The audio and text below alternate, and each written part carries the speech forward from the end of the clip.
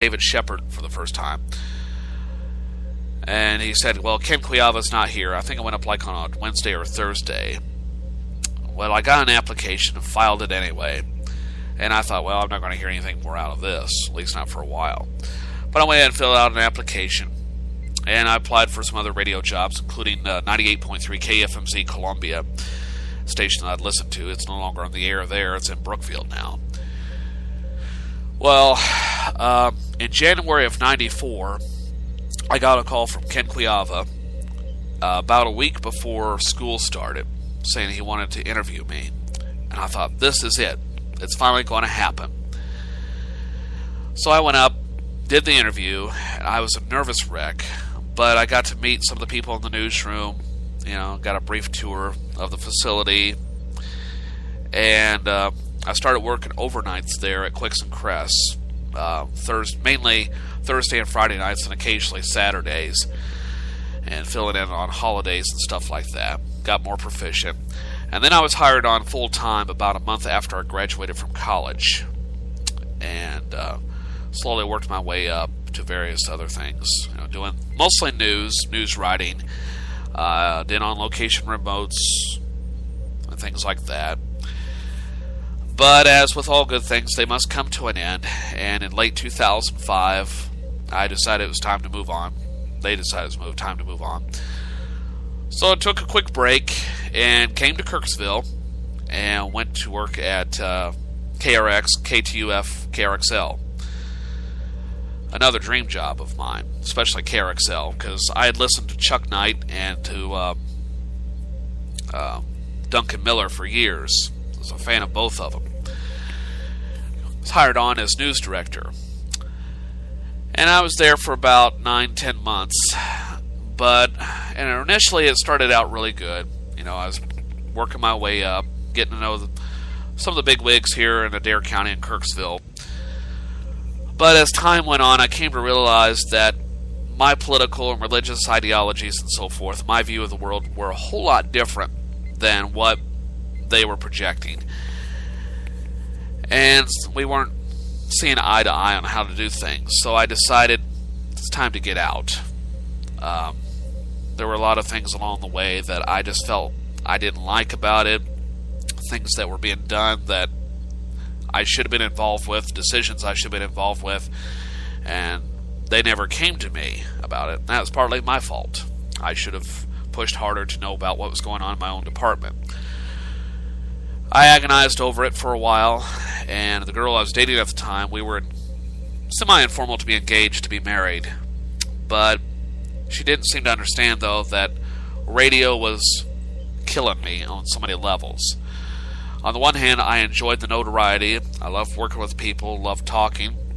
But also, I didn't like waking up at 2 o'clock in the morning with that dead panic, that feeling that you were supposed to do something like when you were a kid, when you had that assignment that was due tomorrow, only you forgot to do it or didn't get it all done, and you knew you weren't going to get it done in time no matter what you did. It was that kind of feeling. And I was having such immense heart palpitations in the middle of the night that I was not sleeping. My health was a wreck. I was irritable all the time, just a nervous wreck. I couldn't relax.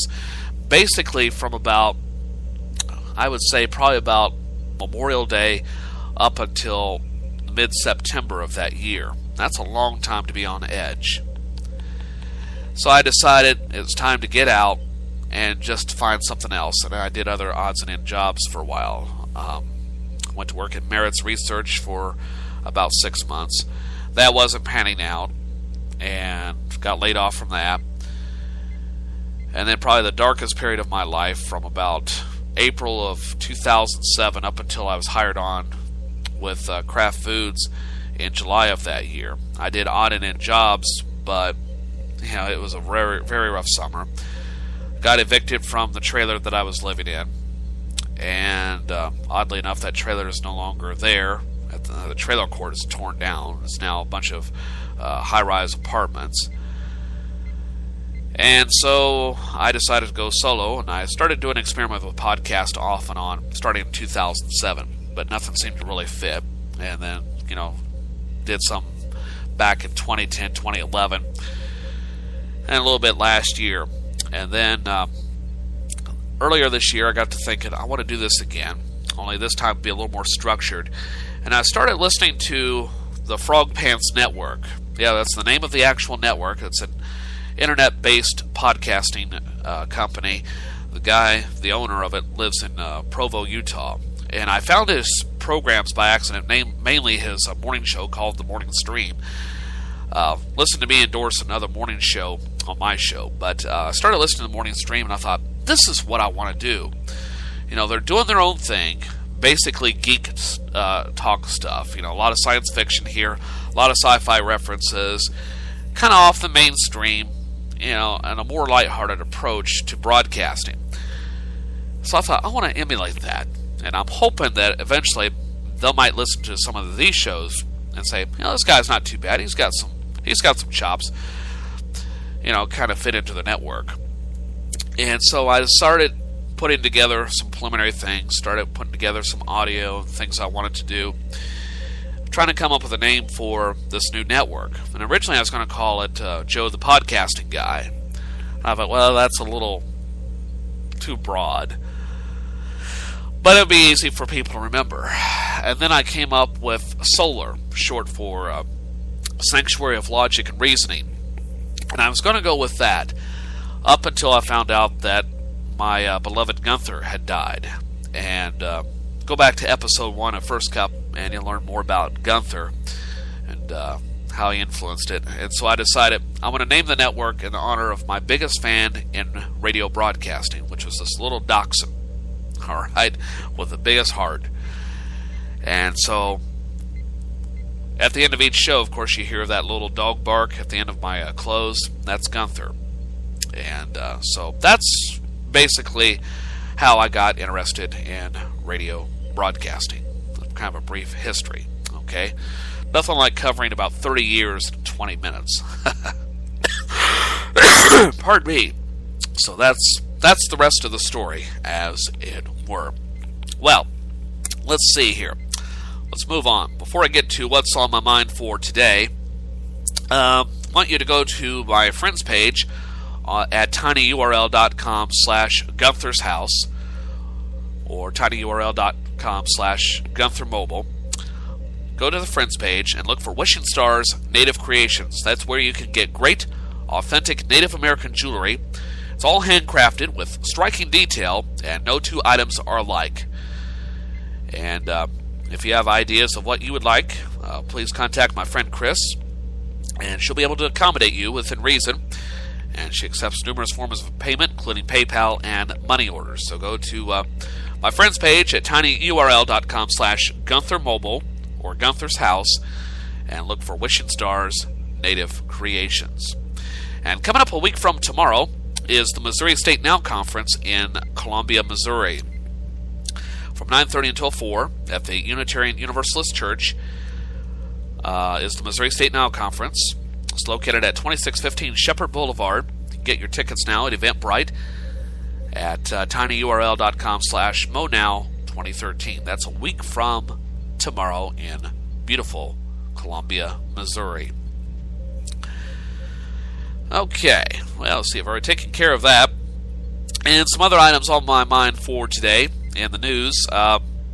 When Missouri Governor Jay Nixon initially vetoed an expansive bill that would have nullified federal gun law, weakened state law gun enforcement, armed teachers, and gagged journalists, well, Missouri legislatures said they've had enough votes to override the bill.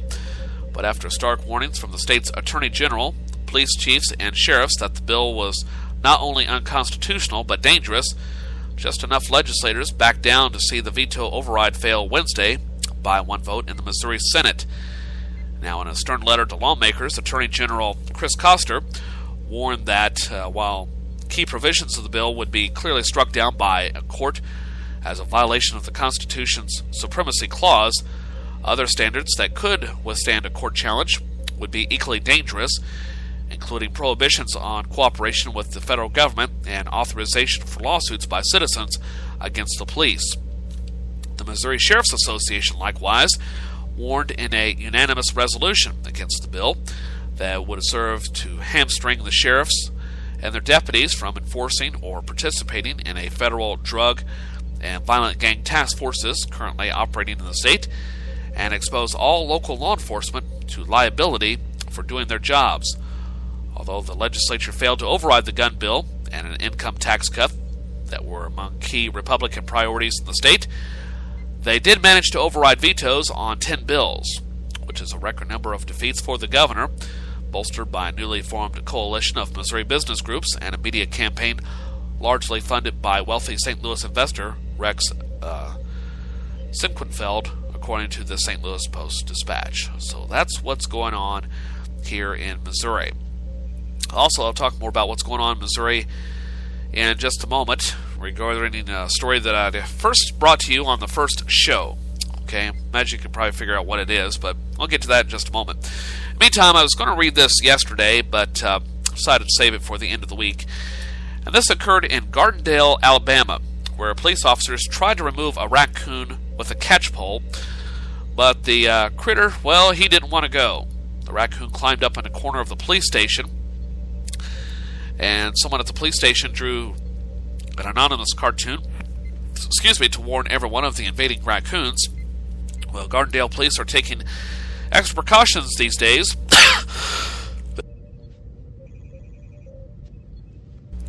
After an unexpected guest made quite the entrance earlier this week, a raccoon came crashing through the police station's lobby ceiling Monday morning, and surveillance video captured this dramatic entry. When the first police officer came to face with the raccoon and startled them both, Sergeant Scott Banks came out to the lobby, coffee in hand, to check on what was happening, and saw the raccoon clinging to a door jamb. Another officer grabbed a catch pole to guide the raccoon out the door, but the raccoon didn't want to go. It wanted back in the building. It fought there at the door, trying to get back in. He really didn't want to go outside, so it's likes it in here at the new public safety center, and it wanted to stay, according to Sergeant Banks. The raccoon clung to the front door before finally jumping down, running off in the woods. Once it was gone, the first thing the officers did was grab the surveillance footage. Thought he landed pretty well. I'll give him a 10 out of 10 on that. It was interesting to know that we had raccoons above us the whole time, said Sergeant Banks. And just in case there are more raccoons, a Gardendale police officer drew a cartoon warning for his fellow comrades. That is an anonymous person. And they didn't autograph the bottom, so it's a little fun, said Sergeant Banks. Gardendale police have traps out just in case there are any more unwanted guests lurking around in their new facility. And you can see more of the pictures of the raccoon's visit at the Gardendale, Alabama police station on their Facebook page. I've seen the video footage, and it is hysterical. But doesn't that sound like something out of the Andy Griffith Show or the Dukes of Hazzard? I can just picture Barney and Andy chasing out that raccoon, or Deputy Enos and Roscoe chasing that poor animal. I tell you, those critters are quite tenacious. As a matter of fact, a few years ago, at the farm that my mom lived at, where my parents last resided together, they had raccoon problems every summer, usually about late May through much of June. Well, think about the last summer that they were there, or that my mom lived up there, which was in 2008. She said the raccoon was notorious. There was one raccoon notorious for turning on the water faucet outside. Yeah, actually twisted the knob and was able to get water out of that faucet. Ornery little critter. I remember one morning I was visiting her, I think it was the next to last summer that she lived up there, and I let Gunther out early one morning, probably around 7:30, and I forgot all about the raccoon being out there because she had some traps set up by the conservation department to get rid of these critters. Well, I forgot all about it because I heard one of them, the traps set off in the night. Gunther knew it was out there, and he went out there and, he was giving that animal holy hell, barking and carrying on. I'm thinking, yeah, piss it off, and it could still attack you even as though it's in that cage. But he got his aggression out of that day on that raccoon. Well, probably a bad follow-up, but